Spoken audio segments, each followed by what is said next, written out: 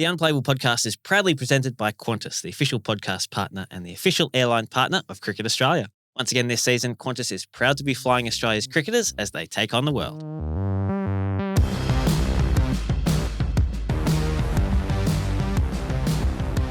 Welcome back to the Unplayable Podcast. It's my favourite time of the week where we get to chat all things cricket. Josh Schonafinger here, Kane Richardson. Hey, Richo, how's your week been? It's good. It's just checked the date, 22nd. So we're under a month till the big dance gets underway. So every podcast now has a little bit more meaning, or not that they didn't before, but it's starting to get to the business. The time of the year that everyone looks forward to. You're right, that Perth test. It's going to be coming very quickly. We do need that countdown clock in the background of our studio, I reckon. Next week. So we'll get Ziggy onto that one. It's been a good week. Lots of cricket happening, World Cup. In fact, lots of ODI cricket. Yeah. Gee, it's a good week for 50-over format. So who said it was dead? Certainly not me. Do you have a weekly winner that you want to start with today? Of course. There's many. There's always a weekly winner, and there could be any number of them. I'm giving it to a man that you've given it to before, purely for getting called up to a squad. Josh Felipe for me, and I call him Felipe. It sounds better than Philippe or Philippi. I like calling him Felipe. Okay. But got the call up, back on his old home deck, did everything right, I reckon. I kept my Felipe stock when I reckon others cashed out in the last couple of years. Still a young man, as we've spoken about, but he did everything right. 37 off 29.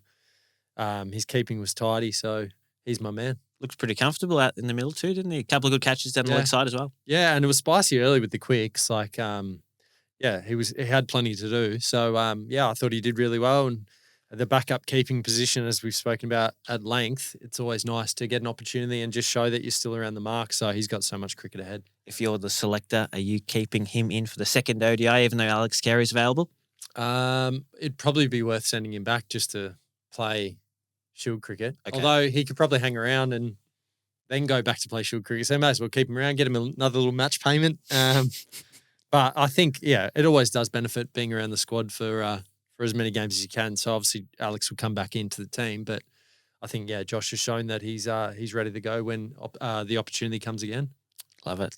We asked some of our followers on cricket.com.au socials who their weekly winner would be as well this week. Matt Renshaw was the popular vote with 46%. I haven't gone down the Matt Renshaw route, even though he had a great week. So you're getting some intel. I didn't know about that. So you're just trying to get people to do your work for you. Yeah, I like it. And then ignore them completely. Mitch Swepson for me. Yeah, nice. Probably my leg spin bias coming out there, but 6,409 is career best figures in first class cricket.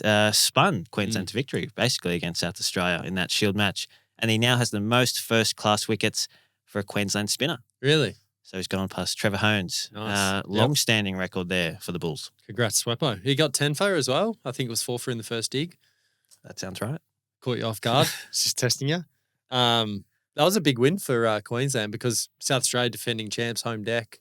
Not a ground that's been renowned for spin in the last however many years since the drop-ins come in. So, he's obviously bowling as well as he ever has. And again, another guy who's just quietly going about his work that's had an opportunity for Australia in the past that's now hitting his straps and getting to that age where he can become a consistent performer. Yeah, I know leg spinners are sort of on the nose at the minute, but I just don't want to see that door fully shut on him yet. I really like the way he goes about it. Well, I don't think it would be shut. As you said, like leg spinners that can bowl a team to victory are always going to be thought about. And I'm sure the next tour to the subcontinent, his name will be around the mark again, especially if he keeps bowling the way he is. So, anytime you can take 10 in a win away from home, big tick.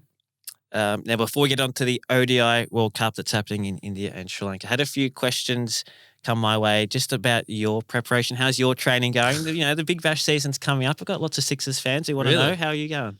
Yeah, good. I had my first bowl full run since the top end series down at Kingscliff the other day, and I had a group of high school kids from the local high school, and I had 30 balls to bowl, and about 8 kids came out padded up. So if you do the math, they got about 3.5 balls each. Right. And were they all dismissed? Is that what you're saying? Or? No. If you're dividing my 30 balls up and they all get a hit. But yeah, it was interesting. The kids don't back down. They were treating it like the last 3 balls of a Big Bash game. So it was good practice. A bit sore today, but good for the run. And what's the countdown clock now for the Big Bash? Well, A little it's bit longer. a little bit longer, but very close as well. Yeah. Early December, that kicks off. It's coming pretty fast. So, yeah, all going well, all in one piece. So, looking forward to the next month and a half. Great. Are the kids trying to ramp you as well? Those sorts of things? That was actually the one shot they didn't play, which Okay. I thought they would early on. We had a range. There was some year 9s, some year 12s. But I made sure I got a bouncer in nice and early just to put him on the back foot, and maybe that took the lap away. So if you're ever in Kingscliff, get down and watch the boys. Love it. Okay. That ODI World Cup, it's underway. Australia and England, they're going to be playing as this episode comes out. So unfortunately, we can't really speculate too much on that, but both sides unbeaten heading into that match. Alyssa Healy, that's the big news. Captain of Australia is going to miss this one with a calf injury. Richo, I mean, with only a week until the semi-finals, is this a bit of a concern for Australia? Well, calves usually aren't a week-long proposition, are they? So it depends. I don't know if there's been much spoken about the severity of it, but it's not ideal, is it, before a World Cup semi-final? So, and especially as Alyssa was starting to, leading run scorer in the tournament. She's starting to really come into her own. So I'm sure the physios on deck will be doing everything around the clock to get her ready, and I'm sure, knowing big players like that she'll play even if she's not 100%. So yep. Yeah. Wow. If anything, it gives a good opportunity for. Well, they got 2 more games before that in the next week to give. Who are you talking Aussies? about? The Aussies have South Africa to They've come. got 1 more game. Yeah, so more. it gives someone an opportunity that hasn't been playing on the bench. And as we've spoken about, that's never a bad thing. There's not a lot to play for in that game, is there? No, they're both qualified. So. Both qualified. So, yeah, bit of a free hit for someone to go out there and put their name in lights. But hopefully she's back for the semi in a week's time. Could it be a bit of a mind game play by the Aussies here? Obviously, England are feeling a bit confident now that they're also unbeaten. Is this maybe just keeping your cards close to your chest? Yeah, or if we can knock you off without our best team on the park, good luck when they are. Yeah. Maybe there's a bit of that. Maybe she's actually fine. Maybe it's just like you said, they don't want to show all their cards this game. But there's no bad thing about giving her a rest. Hopefully she's right in a week. If it isn't a serious calf, she'll be fine. So okay, give someone else a game. Why not? And as you said, she played through that Ashes series and she was underdone. And so she's got a bit of a history of doing that. Her husband also has a bit of a history of playing through even when in distress. So I don't know what's going on in that household, but the Something pain in that threshold water must be high. Yeah, the tap water there needs to be examined at their household. But I think, again, like she will play. Yeah, she has to. Anyone would in that situation. But I think her skill set, she only needs 1 calf. I reckon she'll be fine. So, yeah, but you're right. The pain threshold, her husband's not human in terms of his ability to push through it. So I'm sure Alyssa's very similar. Now, the Australians' final game, as we touched on, will be against South Africa on the 25th. They will play either in Navi Mumbai, not the primary ground in Mumbai, but the sort of secondary ground, or in Guwahati. Yep. That's where the 2 semi-finals are played. That venue is far, far east of the country, isn't it? Yeah, it's over near northeast. Bangladesh. Yeah.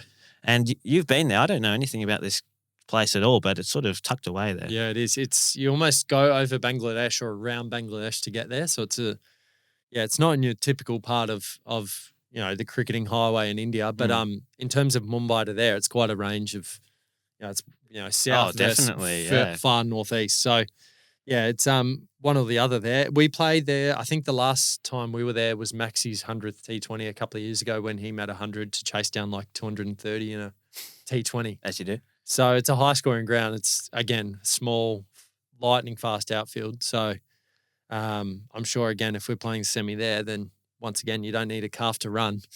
You just be hitting boundaries. So, but yeah, nice little ground, well supported. Used to big cricketing occasions. Yeah. So I'm sure it'd be a great place to play semi. India, they are, of course, one of the host nations. They are sort of teetering on the edge of not making the semi-finals, which would have been unheard of at the start of the tournament. They've got a really crucial game against New Zealand. That's on Thursday night. And if the Kiwis, well, they've shown some signs, but they've really been hampered by all the rain in Sri Lanka this tournament. And, yeah, it's really been a bit of a shame because there have been a lot of great matches that have just sort of been washed out. Yeah. New Zealand have a knack of pulling these kind of games out and upsetting that's true. a giant like that, I feel like something's brewing there. And in hindsight, we'll look back on this episode and I'm probably wrong, but I think if it's the men, I feel like they bring themselves up for the game of this, this magnitude, and it'll be the same for the female. So, yeah, you're right. It's unthinkable just a few weeks ago that India are teetering on the edge of not making the semis of their home World Cup. But we've seen it before in numerous editions of T20 and one-day World Cups where all the pressure is always on the home team. So they've got nothing to lose, and it's going to be interesting to see what plays out. Let's not forget as well, New Zealand, current holders of the T20 World Cup. Yep. So they're looking for the double. That would be massive for them, considering everything that they are up against in terms of population and just not the funding as well that they get in New Zealand cricket at the minute. So good luck to them. Let's have a good match, and hopefully we see some upsets in this tournament. Georgia Vole, I just want to touch on her as well before we move on. 22-year-old, still, it's hard to believe that she's still so young. She's probably going to come in for Alyssa Healy. That wasn't confirmed, but I'd say it's a good chance. From 5 ODIs, she's averaging 63.5 with 181. Just so impressive to have someone like her on the bench. That's amazing. That's what when I say earlier about it's not a bad thing to give Alyssa a game off and get, thrust Georgia into the cauldron of World Cup cricket. It's going to be so great for her development. But there's always unlucky people in a really good squad for a World Cup. But at least she gets an opportunity. As you said, you think she'll likely get the opportunity at the top of the order. So, good luck to her. Swing hard. All those matches, of course, can be seen on Amazon Prime in front of the paywall as well, so you don't need to pay to watch Australia there. Australia are playing India in the men's ODI series. That's down under at the minute. BKT ties one-day international series. Australia got the win in the first match. Rain, an unusually rain-hampered match in Perth. Apparently the first time the covers have been used at that stadium in an international game.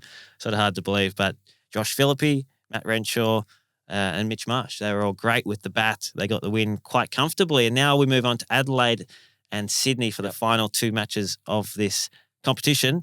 Are you changing this a lineup match, Richo? Because just looking down that order, it is completely different 11 to what we're used to seeing in this one-day international format. Short was at 3, Philippe was at 4, Renshaw was at 5, Cooper Connolly and Mitch Owen was 6 and 7. I mean, are these the guys taking us to the 2027 World Cup?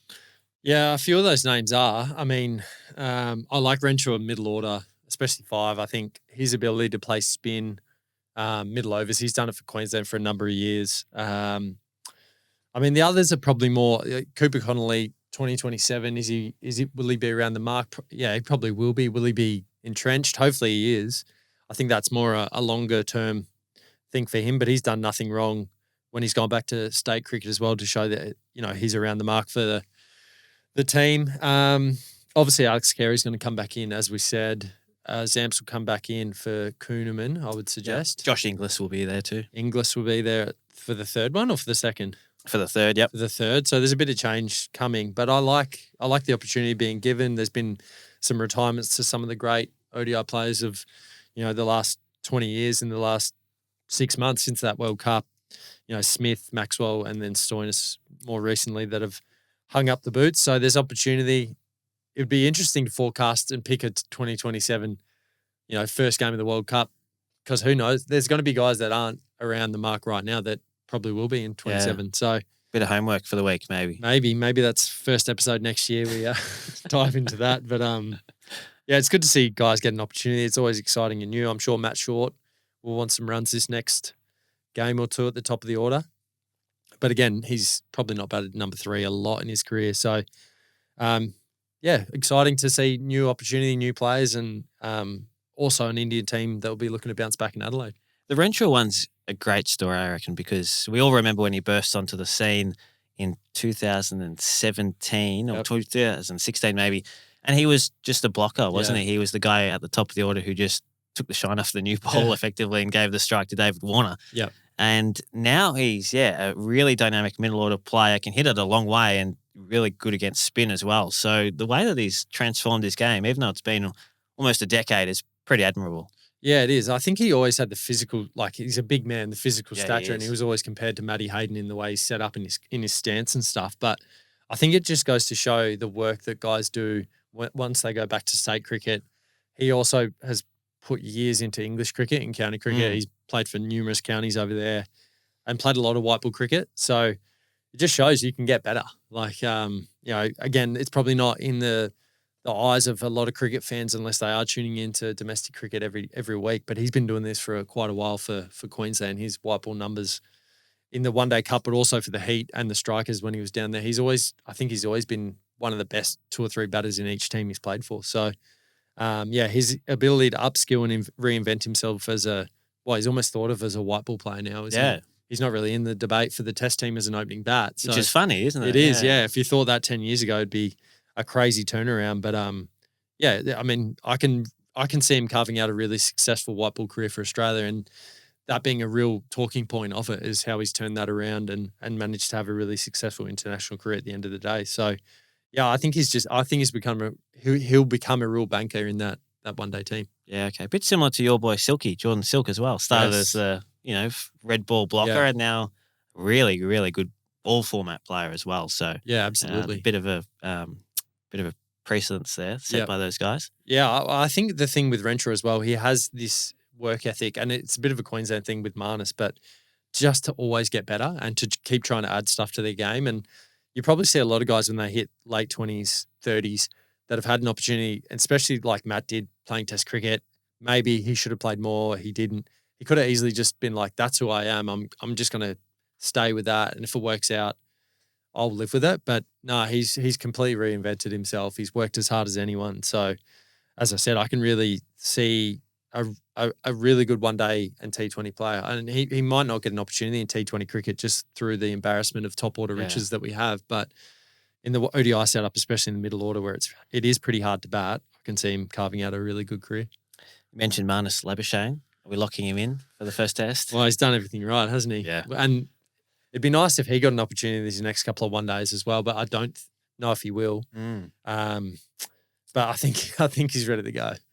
I mean, they've brought him into the squad. Yeah. Does that mean that they are thinking about playing him? Well, he's obviously backup batter with Green going out. I just think you're going to find out when Shorty's at in the next 2 games. Well, not find out, but give him 2 more games to show some stuff. We know what Marnus is in one day cricket. It depends how they want to set up for that. That 27 World Cup they're building towards, and it's a while away, but they definitely would have that in their mind. How do they want to shape up? Will Marnus be in that team? Who knows? Yeah. He probably will be because he's so good, but also they probably want to see can they put an order together that challenges making 400. Yeah. That's probably that's where the game's going, isn't it? The way that Australia are trying to play. So he's probably going to play in the Ashes. I'm pretty sure he'll play in the Ashes. What do you think? You can't leave him out now. No. 400s in 6 innings or whatever it is. Yeah. I just don't know. Are they going to open with him or slot him in at number 3? Yeah. Because as you said, like there's a opener debate. Yeah. Nobody's really putting their hand up or slamming the door down to be that opener. Weatherald's done well so far without sort of putting in that massive score. Yeah. So there will be the temptation to open with him, considering they did that in the World Test Championship final. Yeah. Big call though, isn't it? It is. And he's making runs at 3 in state cricket. I think Jake Weatherald has done enough to be picked. You do? Yeah. But it is a big call as well, isn't it? Like it's an Ashes. It's you want known quantities going into it, don't you? Yeah. And Jake, knowing Jake as well, he's the kind of personality that could thrive in it. But you also, I think you want to know beforehand. So, but I think you're right. I don't know if we want Marnus opening. I think we've done that. And I felt like we moved on after the World Test Championship final into it. Let's do something different. So if he's coming back, I think it should be in familiar surrounds at 3. Yeah. And then we work out the rest of the order. It reminds me a bit about the lead into the 2017-18 Ashes. It was sort of between Bancroft, who hadn't played, and Renshaw, who was sort of the incumbent. And they went with the new unknown quantity Bancroft for that series, didn't they? So, I mean, maybe they could, but... Anyone's guess.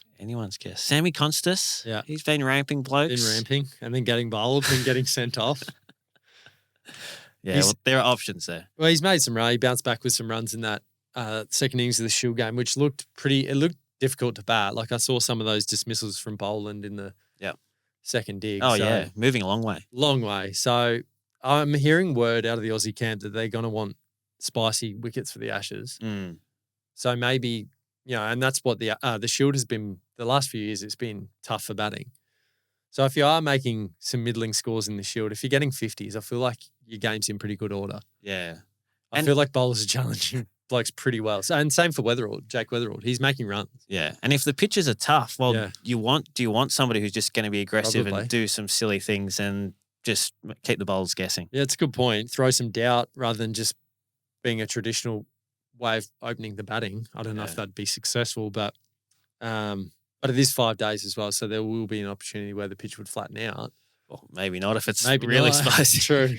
That's just what I'm hearing. That's okay. Take it or leave it. But I don't know. It's great leading. It just shows how relevant the Shield is for this Ashes series, because guys are jostling in position, but they're also playing in conditions that aren't ideal for making big scores. So anyone that's putting their hand up is probably ready to go. Yeah, okay. Well, lots of options there, and as we said, less than a month to go, so it's only going to increase this speculation as we get closer. I think we are due to get at least the Aussie Ashes squad not until early next month, so they're just taking their time, assessing all options, and fair enough, no rush. Yep. On the fast bowlers, Richo, there are quite a few who are injured at the minute. Let me just read through these. Now, some are due to come back in the Shield this week, including Brendan Doggett and Bo Webster. I've included him there. But there's also Pat Cummins with a back, Sean Abbott with a hand, Ben Dorshus with a calf, Jai Richardson with a shoulder, Lance Morris with a back, Spencer Johnson with a back, Callum Vidler with a back, and Brendan Doggett with his hammy. So quite a few who are sort of not bowling at the minute. Do you think that there's enough depth there if something else was to happen to one of those guys in the team at the minute? Well, it's when I said I was going to training, it's the one thing that everyone there is asking about is how is Pat Cummins? As if I am his physio. I actually don't know. He texts you every day, all the time, just daily checkup. Yeah. But also who's next in? Because if we're looking at 5 tests, Hazelwood, Stark, Boland, there's probably going to be at some point a rest needed. Yeah. So who's next in? And that's been a really I've been thinking about a lot, and it's like who's next in that? Who's your depth of bowling? And Brendan Doggett has been one that the selectors have shown they've taken him on tours. He hasn't played yet, but they like him, but he hasn't played a Shield game yet. Yep. He's due to come back. Is that enough? And then you've got the guys that continually get the job done, Michael Nessa, Fergus O'Neill, but is that skill set what they're after? Probably not in the same ballpark of Hazelwood and Stark and Boland. It's not a like for like. It's not a like for like. They're getting the job done on these wickets in Shield cricket, and Michael Nessa's played Test cricket before, so probably more of a known quantity rather than a Fergus O'Neill. But it's a really hard question to answer, and it's one I actually don't know. And it's where we go back to. We've been so spoiled with these guys, and even Scotty Boland being the bench. It's all good. We got Scotty waiting. Well, it's like, he's thrust into game 1, and they're all 35.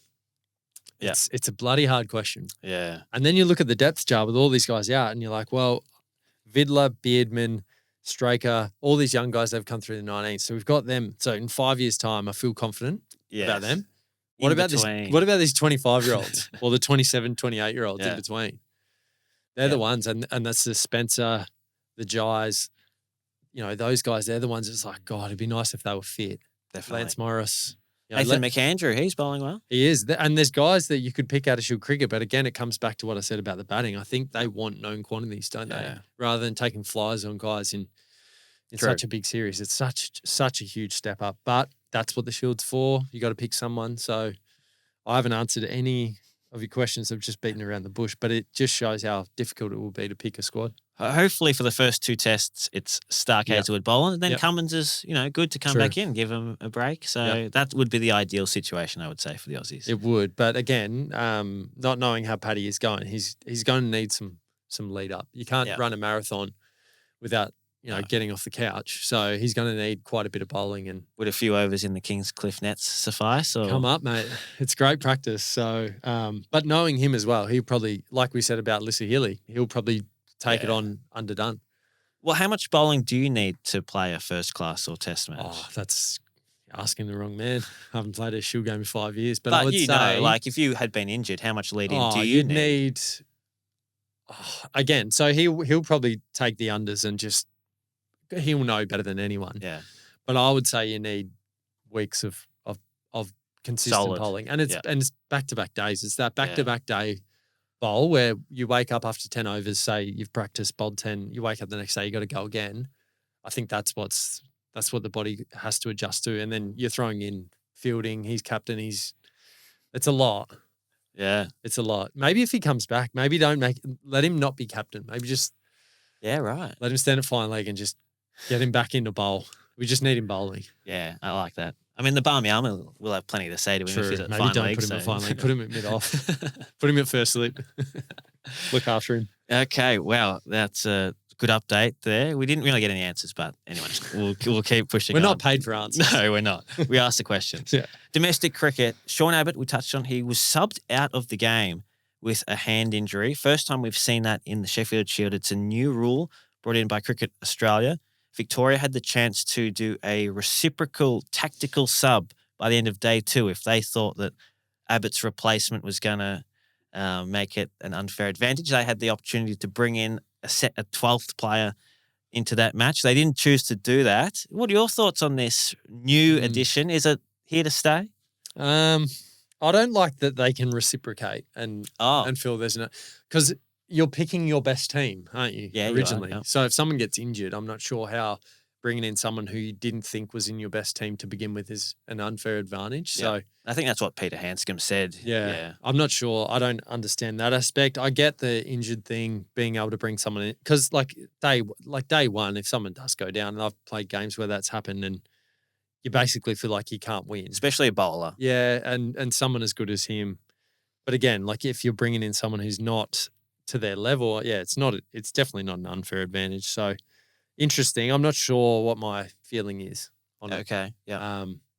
But sucks for Sean. I put my Sixers hat on straight away. I was like, what's he done? I just saw the article. I was like, oh no, what's he done? And Adam Zampa was like, he's out of Big Bash, mate. He's cooked. But it's good to hear that's only a short-term thing. So he's another one actually that can be around the mark for the test. Yeah. And I think his red ball stuff is actually underrated. He's been around the white ball squads for Australia for a long amount of time and waiting for an opportunity. But I think his red ball quietly under the radar. Okay. I think he'll be in that discussion. He's that early 30s operator that we're looking for. I think he could be around the mark.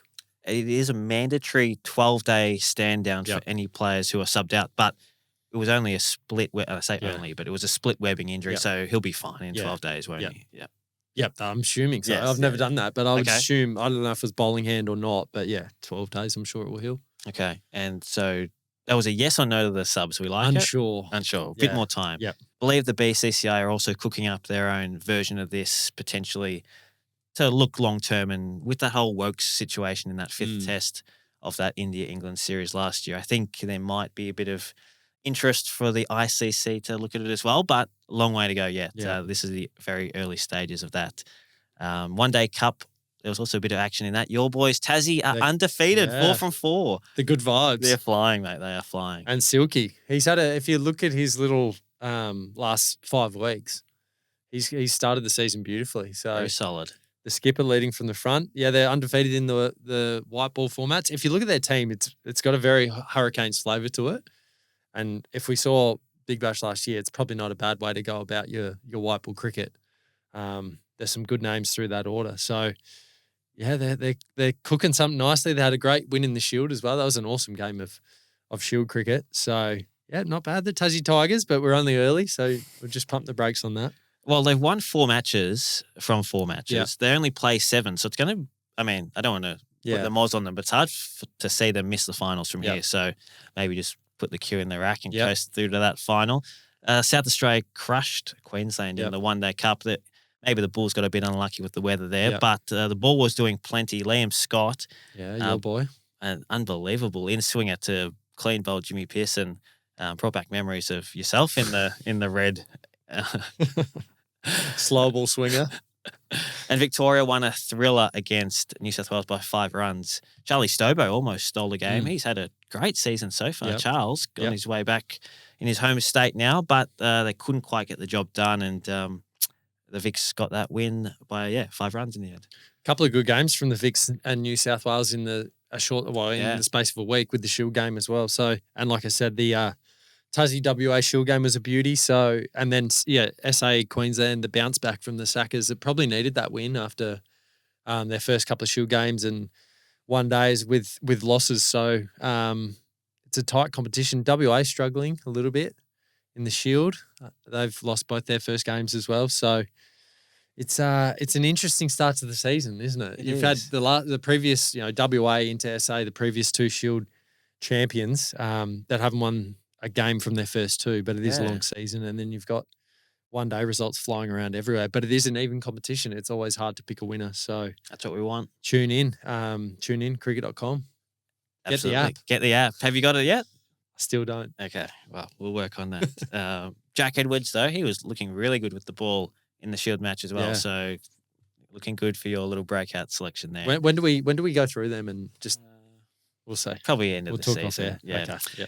Spring Challenge is underway. These matches are flying in thick and fast. All the players who you expect are doing well in that. Meg Lanning, Nicola Carey, Laura Harris as well. So, of course, you can also check out all the scores and live streams for those on cricket.com.au and the CA Live app. I want to just call out Michaela Wrigley from the Heat and from Queensland. She's killing it at the minute. She made headlines a couple of weeks ago for belting 250 of 170 for Sunshine Coast in the Premier competition. She then came into Queensland's WNCL side and scored 32 not out in a win over WA and 56 in the win over ACT. And then I just saw on Tuesday she got 30 for the Heat. So she's really flying at the minute. Good to see her. And another one of these, another one from the Fire production line. It's looking good at the minute up in Queensland. Absolutely. And the Spring Challenge, as you said, it kicks off. So another good opportunity to That's all right. Put your name up there. Started your summer beautifully. Keep it going, leading into the WBBL, which will come really fast, won't it? After the Women's World Cup, they basically go straight from that. Yep. Fly back with the medals around their necks into the first game of WBBL. So Spring Challenge is great. We need a men's one. Okay. Let's get a men's one going. Maybe next year we'll. What do you like about it? Oh, just some games. Just some games. Get the ACT somewhere. In there. Yeah, the Meteors. Yeah, yeah. I'm just looking for some cricket. So okay, yeah. Let's get a men's one. Yeah, you're itching for it, aren't you? Although it's probably tough when the men are. You talk about injury lists. I doubt we need more content in the men's calendar, so maybe not. Maybe I'll just play my own Spring Challenge. The Gold Coast Magic, maybe True. we could get them, in there. Yep. On the Unplayable Podcast feed, you will have seen that there is a series there called the Top 25 Matches of the Century. Counting them down at the minute, we've gone through the first 10 of that 25 countdown. Now, I just want to stress, because there have been a few comments on social media about why this has been picked and a bit of confusion once we posted that list. Obviously, those commenters haven't listened to the episode, but there are some real strong guardrails that we've put in place there. So I just want to put it on the record that those matches, we've ranked them as we've given them all sorts of segments to parameters to define each match. And context is a big one. So if a match is a dead rubber or doesn't really have any broader context, it gets ranked down. Which is fair. And if it's a 5-day match and the first 4 days are boring as anything, it gets ranked down. That's fair enough, right? So the Amazing Adelaide gets ranked down because of that? Unfortunately, yes. That was our sort of... But who's to say the first 4 days were boring? Well, Adam Gilchrist spoke to us and he said it was very unattractive that's cricket. Fair. That's a good judge. So we'll let him say that. Yep. And so that's just what we're sort of going through there. But definitely listen to those episodes if you want to get the full rundown on how we've landed on. But the top 10 is very strong, very strong. Strong Edgbaston flavour in the first 10 that I've seen. Yeah. A couple of Ashes, definitely. Recent Ashes and games. More to come Is there a recency bias to these 25, are you going to say? Are we trying to capture the audience? Not based on the top 10, I would say. Okay, we're going back a bit. Yeah. In the archives. I like that. Yeah. So definitely stay tuned into that because there are some crackers coming up. Okay. Hey, Richo time. Nice. Got another edition here, so let me bring that up. These have been flying in thick and fast. Beautiful. This one's from Darcy B of Adelaide. Hey, Richo, have you been to Yadunda lately? Because I've heard he's from there. Good question. Yadunda, where's Yadunda? Yadunda's north of Adelaide, probably an hour north. It's my birthplace. Is that right? Yes. Okay, great. Population, not many now. A few more when I was there. I actually went back maybe 5 years ago. Wasn't much going on. Okay. Very dry. Yeah.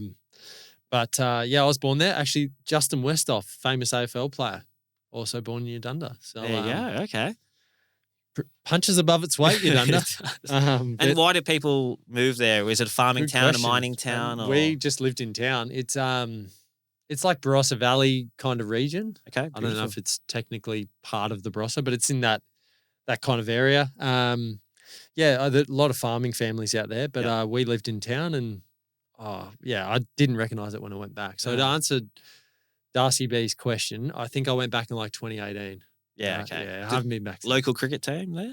I think they folded. But I remember my eldest brother played footy and cricket for the local team. I actually remember playing footy. I was about 5 years underage, freezing cold winter, handball receive, straight in the guts, on the ground crying. I think I was about 5 playing under 12s or something. I just remember getting a Sharon to the chest. Yeah. And I was done.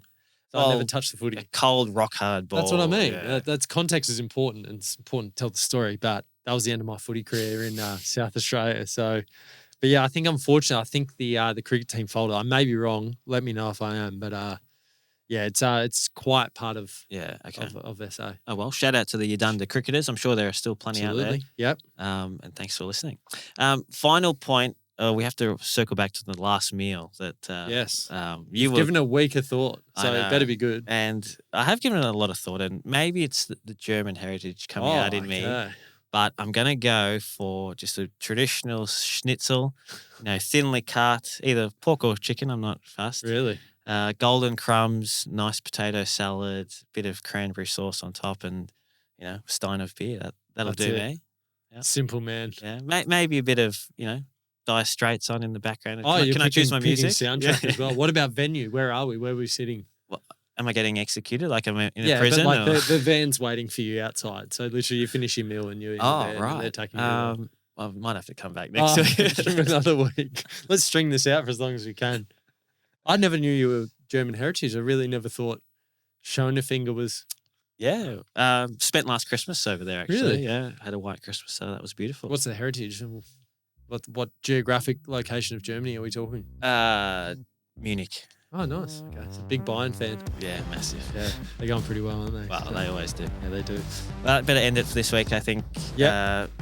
Well done, Richo. We appreciate the updates, and we'll touch base again next week. Look forward to it. Good luck to the Aussies, women's and men in their games going forward, and we'll talk about it next week.